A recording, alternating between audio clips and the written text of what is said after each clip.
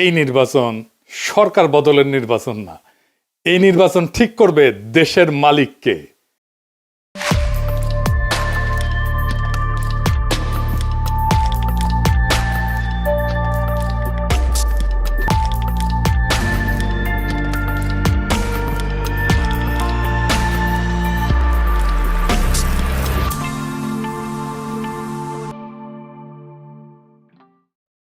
এগারো দলের নির্বাচনে ঐক্য হয়েছে, আলহামদুলিল্লাহ।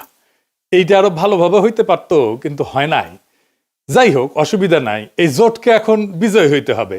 বিজয়ী হইতে পারলে এটা বাংলাদেশের গেম চেঞ্জার হবে, ইতিহাস বদলায় যাবে, বাংলাদেশের রাজনীতি বদল হয়ে যাবে চিরজীবনের জন্য। বাংলাদেশের মানুষ সত্যিকারের আজাদি পাবে। এগারো দলের নির্বাচনে ঐক্য জিতে যাবে, হ্যাঁ জিতে যাবে। এইটা কওয়া যেতে পারে পিস অফ কেক, আপোষে ঘটতে পারে যদি তারা রাইট স্ট্র্যাটেজি নিয়ে মাঠে থাকতে পারে। আর মাত্র 3টা সপ্তাহ। নতুন বাংলাদেশের দিশা দেখাইতে হইলে আপনার একদম নতুন স্ট্র্যাটেজি নিয়ে আগাইতে হবে। আমার স্ট্র্যাটেজি কলে ফুল প্রুফ, বন্দুকের গুল্লি মিস হইতে পারে, আমার স্ট্র্যাটেজি মিস হবে না।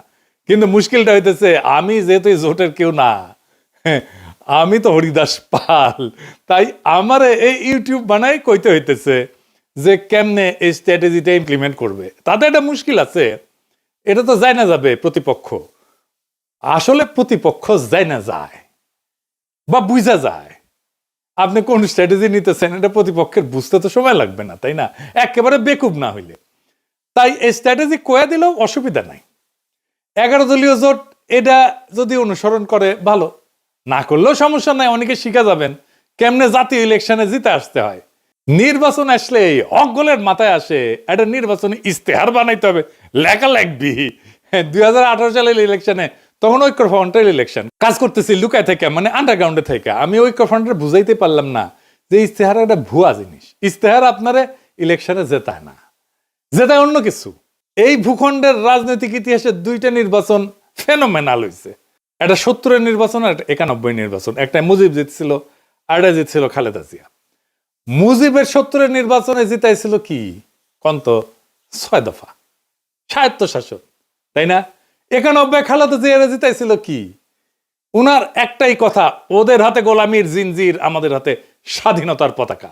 এই কথাটা, এই যে 6 দফা আর স্বাধীনতার পতাকা, এটা কি নির্বাচনী ইস্তেহারে লেখা ছিল? না, লেখা ছিল না। তাহলে এটা কি যা এত সিম্পল, এত ছোট, অথচ এত পাওয়ারফুল? কি এটা? এটা হইতেছে স্ট্র্যাটেজিক ডক্ট্রিন। নতুন কথা মনে হইতেছে, আগামী নির্বাচনে 11 দলের স্ট্র্যাটেজিক ডক্ট্রিন লাগবে একটা, যদি জিততে চায়। আজকাল আলাপ সেই স্ট্র্যাটেজিক ডক্ট্রিন নিয়ে আসেন। আগে বুঝে নি কেন স্ট্র্যাটেজিক ডক্ট্রিন ইস্তেহারের চাইতে অনেক বেশি গুরুত্বপূর্ণ, আর স্ট্র্যাটেজিক ডক্ট্রিন আসলে কি, এর হাতি না ঘোড়া? আসেন আল্লাহর নামে শুরু করি।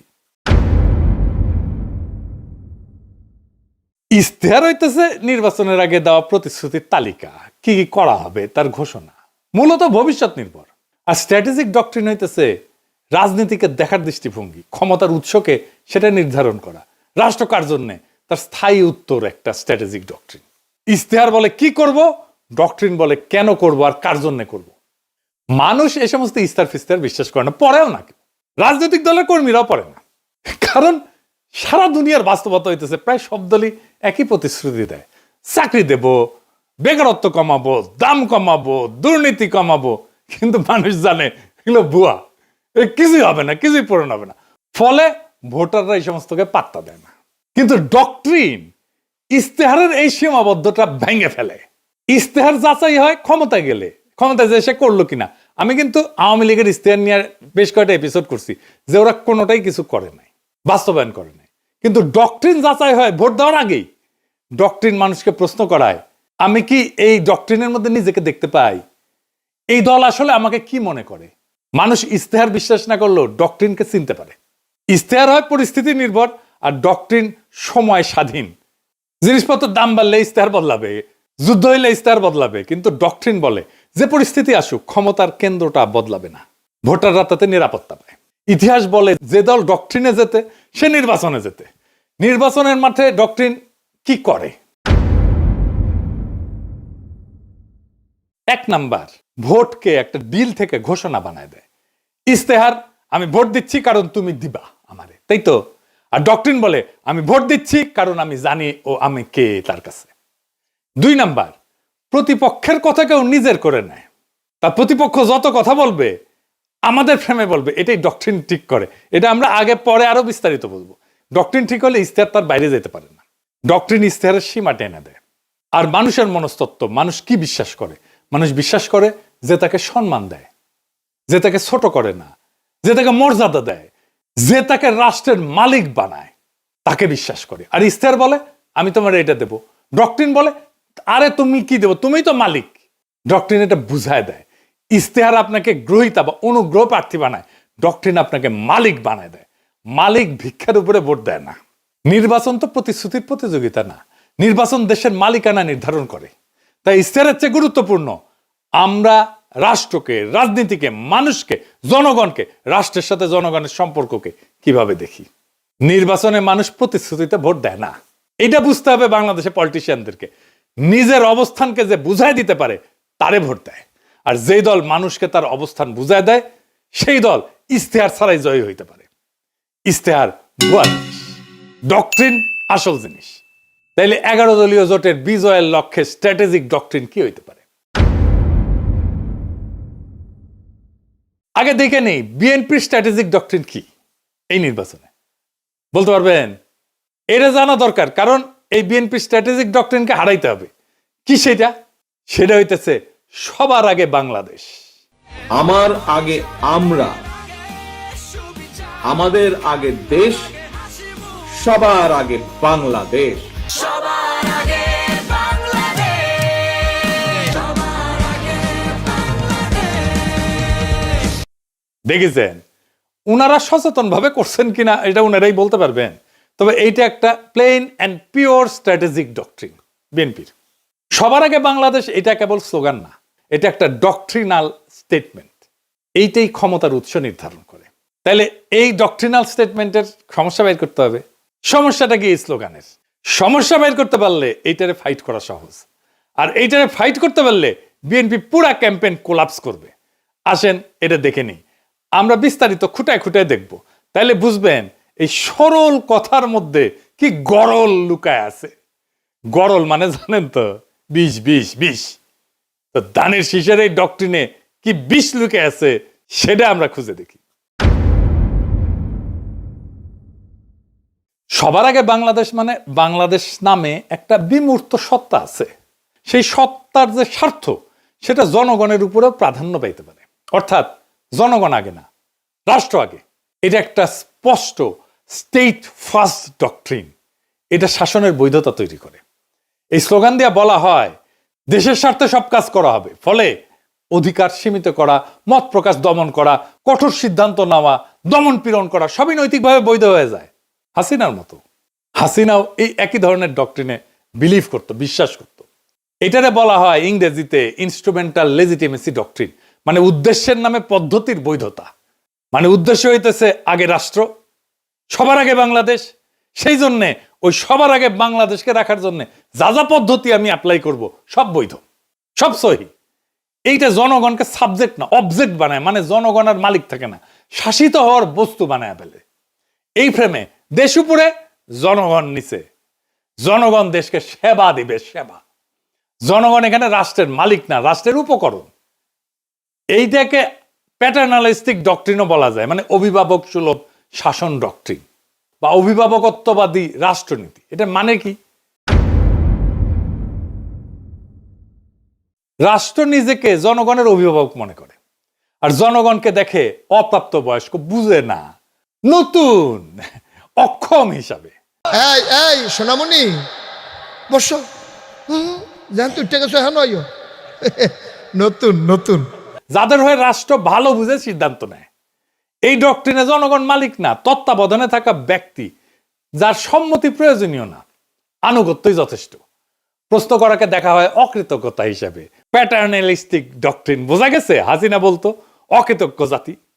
এইখানে রাষ্ট্র বলে তোমার চেয়ে আমি বেশি বুঝি, আমি সবচেয়ে বেশি বুঝি। এই অভিভাবকত্ববাদী রাষ্ট্রনীতি এমন একটা শাসন দর্শন যেখানে জনগণ নাগরিকরা রাষ্ট্রের সন্তান। সন্তান বললে ভালো শোনায়, আসলে ওই অর্থে না আর কি, মানে অপ্রাপ্ত বয়স্ক জনগণ। দেখেন সবার আগে বাংলাদেশের ডক্টরিন কিন্তু পাল্টায় না কখনোই। মানে ধরেন যুদ্ধেও একই থাকে, সংকটেও একই থাকে, দমনেও একই থাকে। যুদ্ধও মানাবে, এটা সংকটও মানাবে, দমনেও মানাবে, কারণ দেশের জন্য সব যুক্তি খাটে। এটি ডক্টরিনের লক্ষণ। ডক্টরিন হয়ে উঠতে হইলে এরকম যে কোনো পরিস্থিতিতে এইটা কাজে লাগবে। এটা সীমা টানে না, ক্ষমতাকে অসীম কইরা দেয়। এই স্লোগানে কোথাও বলা নাই কি করা যাবে না, জনগণ কখন না বলবে, ক্ষমতার সীমা কোথায় বলা নাই। ক্ষমতা নিজেই তার সীমা ঠিক করে। এটা আনচেকড সোভার্নিটি ডক্ট্রিন, সীমাহীন সার্বভৌমত্বের ডক্ট্রিন। এইটা নিয়ন্ত্রণহীন সার্বভৌমত্ববাদী রাষ্ট্রনীতি। রাষ্ট্র নিজেই নিজেকে চূড়ান্ত ক্ষমতার উৎস মনে করে, যার উপরে জনগণের সম্মতি, জনগণের জবাবদিহিতা চাওয়ার অধিকার, এমনকি জনগণের এটা সীমা ঠিক করে দেওয়া, এটা কাজ করে না। এই ডক্ট্রিনে ক্ষমতার উপরে কোনো কার্যকর নিয়ন্ত্রণ থাকে না। রাষ্ট্রের স্বার্থ সব প্রশ্নের ঊর্ধ্বে। নাগরিক অধিকার এখানে শর্ত সাপেক্ষ হয়ে যায়। রাষ্ট্র বলে আমি সিদ্ধান্ত নেব, সীমা আমি ঠিক করব, তুমি কোন তেজপাতা, তুমি কোন।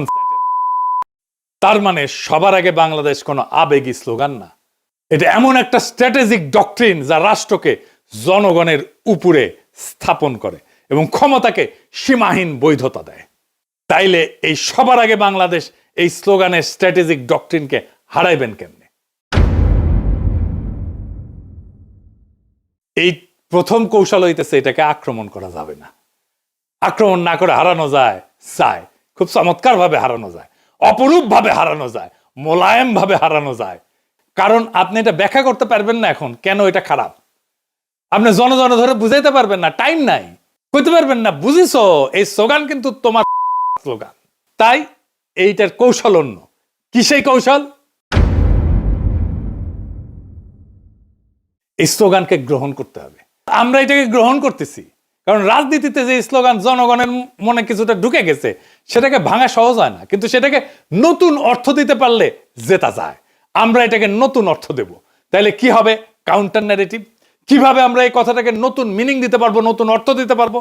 তাহলে আমাদের এমন একটা স্লোগান আবিষ্কার করতে হবে যেই স্লোগানের মানে এই বিএনপির স্লোগান সবার আগে বাংলাদেশের স্লোগানের অনিবার্য পরিণতি বলে মনে হয়, ডেস্টিনি বলে মনে হয়। কি হইতে পারে সেটা? সবার আগে বাংলাদেশের কাউন্টার ন্যারেটিভ হবে আমরাই বাংলাদেশ। ওরা বলবে সবার আগে বাংলাদেশ, আমরা বলবো সেটাই তো আমরাই বাংলাদেশ। এখানে কোনো ঝগড়া নাই, এখানে কোনো কনফ্রন্টেশন নাই, এখানে কোনো কন্ট্রাডিকশন নাই, এখানে আছে কমপ্লিশন, সম্পূর্ণতা। বিএনপি বলছে কি আগে, আমরা বলছি ওইটা আসলে কি, কেন আমরাই বাংলাদেশ। বিএনপির সবার আগে বাংলাদেশ স্লোগানকে আমরাই বাংলাদেশ স্লোগান সুপারসিড করে যাবে। এখানেই মূল খেলা। আমি এখানে কয়েকটা দিক ব্যাখ্যা করব কেন, কিভাবে এটাকে সুপারসিড করে যাবে। আসেন সেটা বুঝে দেখি, খুব মজা লাগবে। প্রথমে দার্শনিক ব্যাখ্যা, মানে পলিটিক্যাল ফিলোসফির ব্যাখ্যা। বাংলাদেশ জমি না, পতাকা না, সংবিধানের কাগজ না। বাংলাদেশ হলো মানুষের সমষ্টিগত রাজনৈতিক অস্তিত্ব। এখান থেকে আসে জনগণের সার্বভৌমত্ব। মানুষ মানে রাষ্ট্রের মালিক। তাই আমরাই বাংলাদেশ কোনো আবেগী কথা না, এটা সার্বভৌমত্বের ঘোষণা। বিএনপি দেশকে একটা বাইরের বস্তু হিসেবে দেখে, আমরা দেশকে নিজেদের পরিচয় হিসেবে দেখি। 2 নাম্বার রাষ্ট্রনৈতিক ব্যাখ্যা বা স্টেট লজিক। বিএনপির ফ্রেম রাষ্ট্র আগে, রাষ্ট্র সিদ্ধান্ত নেয়, মানুষ উপকারভোগী। আমাদের ফ্রেম মানুষ আগে, মানুষ সিদ্ধান্ত নেয়, রাষ্ট্র মানুষের যন্ত্র। এইখানে ক্ষমতার কেন্দ্রটা বদলায় যায়। এইটাকে বলে সাবজেক্ট শিফট। বিএনপি বলে আমরা দেশ চালাবো, আমরা বলি আমরাই দেশ। এই অবস্থান থেকে কাউকে হারাইতে গেলে বলতে হয় তুমি দেশ না। এইটা তো সে বলতে পারবে না। রাজনীতিতে এর চেয়ে আত্মঘাতী কথা আর নাই। 3 নম্বর হইতেছে পলিটিক্যাল স্ট্র্যাটেজির ব্যাখ্যা। এটারে বলা হয় ক্লাসিক ফ্রেম হাইজ্যাকিং। বিএনপি যতবার বলবে সবার আগে বাংলাদেশ, ততবার তারা আসলে বলবে আমরা আগে। তারা নিজেরাই জনগণকে কেন্দ্র বানাবে, আমাদের ফ্রেম রিপিট করবে। এটারে বলা হয় নো এসকেপ ন্যারেটিভ। ওরা কথা বললেই আমার ভাষায় কথা বলবে। 4 নম্বর হইতেছে মার্কেটিং ব্যাখ্যা, পলিটিক্যাল মার্কেটিং আর কি, মানে পণ্যের মার্কেটিং না। বিএনপির স্লোগান অ্যাবস্ট্রাক্ট প্রোডাক্ট সেন্ট্রিক, মানে মানুষ শুধু সমর্থন করে। আমাদের স্লোগান আইডেন্টিটি বেসড, মানুষ নিজেকে এটার ভিতরে দেখতে পায়। মানুষ পোস্টারে লিখবে আমরাই বাংলাদেশ, কারণ এটা স্লোগান না, এটা সেলফ আইডেন্টিটি স্টেটমেন্ট। মানুষ যেটা নিজের পরিচয় মনে করে ওইটার সাথে বিশ্বাসঘাতকতা করে না। বোঝা গেছে? খুব সিম্পল 2টা শব্দ, বিধ্বংসী। আপনাদের মনে আছে আওয়ামী লীগের জয় বাংলা স্লোগানটারে ক্যাপচার কইরা ধ্বংস করে দিছিলাম, আগে ক্যাপচার করছি তারপরে ধ্বংস করে দিছি, ডেস্ট্রয় করে দিছি।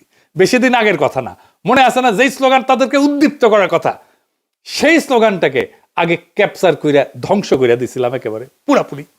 এই টেকনিকে এবার আসেন ইলেকশন জার্নির আর্ক, সেটা আবার কি? এটা আসলে কি? নয়া নয়া জিনিস করছেন দাদা, কঠিন মনে হচ্ছে, আরে কঠিন না, সেল চালাইয়া বুঝে যাবেন। আসেন সেল চালাইয়া বুঝে নিই। এইটা আসলে ভোটের আগে থেকে ক্ষমতায় যাওয়ার পর পর্যন্ত জনগণকে একসাথে নিজের সাথে যুক্ত রাখার রোডম্যাপ, পথ নকশা। এখানে ভোট শুধু একটা ঘটনা, পুরো গল্প না, ঠিক আছে? বর্তমান বাংলাদেশের বাস্তবতাটা কি? এটা কি জন অসন্তোষ এটা দিয়ে শুরু হয়? তা না, শুরু হয়েছে একটা হতাশা দিয়ে, গভীর হতাশা দিয়ে, একটা ভ্রম দিয়ে, একটা ভুল দিয়া। সব বদলাইছে মনে হয়, কিন্তু আসলে কিছু বদলায়নি। আগের বন্দোবস্ত, আগের রাষ্ট্রযন্ত্র, আগের ক্ষমতার ভাষা, আগের নিয়ন্ত্রণ সব ঠিক আছে, শুধু মুখ বদলাইছে, দল বদলাইছে। মানুষ স্পষ্ট দেখতেছে বিএনপি ধীরে ধীরে আওয়ামী লীগের আগের জায়গাগুলো নিচ্ছে, কাঠামো ভাঙতেছে না, দখল বদলাচ্ছে। সবচেয়ে গুরুত্বপূর্ণ বাস্তবতা হইতেছে তারেক রহমান তো নির্বাচিত প্রাইম মিনিস্টার না, কিন্তু তিনি ডিফ্যাক্টো দেশের প্রধান সিদ্ধান্ত কেন্দ্র। এখানে মানুষ বুঝে যায় সমস্যা ব্যক্তি না, সমস্যা হচ্ছে একই রাষ্ট্র একইভাবে চলে। এই উপলব্ধিটাই ইলেকশন জার্নির প্রকৃত শুরু। নির্বাচন শেষ না, নির্বাচন দিয়ে নাগরিক তার মালিকানা দখল করবে। এখানে ইলেকশন জার্নির আর্ক পূর্ণতা পায়। স্লোগান থেকে যাত্রা, এর প্রথম ফেজে কি হবে? পরিচয়কে জাগরিত করা। আমরাই বাংলাদেশ, এটা আমাদের পরিস্থিতিকে জাগ্রত করবে। এই পর্যায়ে প্রতিশ্রুতি কম, দর্শন বেশি। এর লক্ষ্য কি? মানুষ ভোটার না, মানুষকে বলা আপনি একটা পলিটিক্যাল এন্টিটি, রাজনৈতিক সত্তা। 2 নাম্বার ফেজে কি? নৈতিক প্রশ্ন, মরাল কোশ্চেনিং। এইখানে প্রশ্ন উঠবে, আমরাই যদি বাংলাদেশ হই তাহলে এত অন্যায় কেন, এত অবিচার কেন, এত বেইনসাফি কেন? এখান থেকে আসবে ইনসাফের প্রশ্ন। ইনসাফ মানে ভিক্ষা না, দয়া না, অধিকার ফেরত নেওয়া। মানুষ তখন বোঝে অন্যায়টা তো তাহলে আমার বিরুদ্ধে, বেইনসাফি তো আমার বিরুদ্ধে। আমরাই যদি বাংলাদেশ হই আর এই বাংলাদেশে যদি বেইনসাফি থাকে তাহলে এই বেইনসাফি আমার বিরুদ্ধে, কারণ আমি তো বাংলাদেশ। 3 নাম্বার ফেজ, ইনসাফের কাফেলা। এটা একটা কালেকটিভ জাস্টিসের ফেজ, সম্মিলিত ন্যায়ের যাত্রা। মানুষ বোঝে আমি একা না, আমার অভিজ্ঞতা সবারই। এখানেই জন্ম নেয় কাফেলার ধারণা। কাফেলা মানে পার্টি না, কাফেলা মানে পোস্টার না, এটা একটা নৈতিক যাত্রা। আমার ভোটটা তো দেওয়া হবে তাকেই যে আইন বানাবে, যাকে আমি সংসদে পাঠাচ্ছি। এটা একটা যাত্রা, যে আইন সমাজে ইনসাফ কায়েম করবে। এই ভোট শুধু ব্যালটের ভোট না, এটা ইনসাফ কায়েমের কাফেলা। 4 নাম্বার ফেজ, আজাদির দোরগোড়ায় পৌঁছানো। শেষ পর্যায়ে প্রশ্ন বদলায়, কে ক্ষমতায় যাবে এটা প্রশ্ন না, বরং আমরা কিভাবে শাসিত হব সেইটা প্রশ্ন হয়ে দাঁড়ায়। আজাদি মানে নিজের জীবনের উপরে নিজের কর্তৃত্ব। এখানে নির্বাচন ক্ষমতার উৎস না, এই নির্বাচন হইতেছে আজাদির দরজায় পৌঁছানোর মাধ্যম। ইনসাফের কাফেলা দিয়ে আজাদির দরজায় পৌঁছানোর মাধ্যম হইতেছে নির্বাচন। তাইলে কেন এই যে সিম্পল মেসেজ আমরা এই বাংলাদেশ, এটা কেন আমাদের জিতায় দেবে? 5টা সিম্পল কারণে জিতায় দেবে। 1 নাম্বার, এটা ঝগড়ার রাজনীতি না। 2 নাম্বার, এটা পরিচয়ের রাজনীতি। 3 নাম্বার, এটা মানুষকে ছোট করে না। 4 নাম্বার, এটা মানুষকে রাষ্ট্র বানায়, মালিক বানায়। 5 নাম্বার, এটা প্রতিপক্ষের মুখে আমাদের ভাষা ঢুকায় দেয়। মানুষ যখন বলে আমরাই বাংলাদেশ, সে আর শুধু ভোটার থাকে না, সে হয়ে যায় মালিক।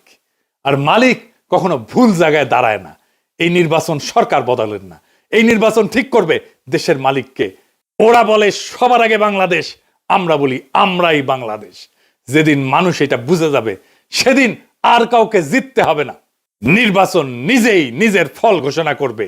সেই দিনের অপেক্ষায় আমরা থাকবো 12ই ফেব্রুয়ারিতে। ইনকিলাব জিন্দাবাদ।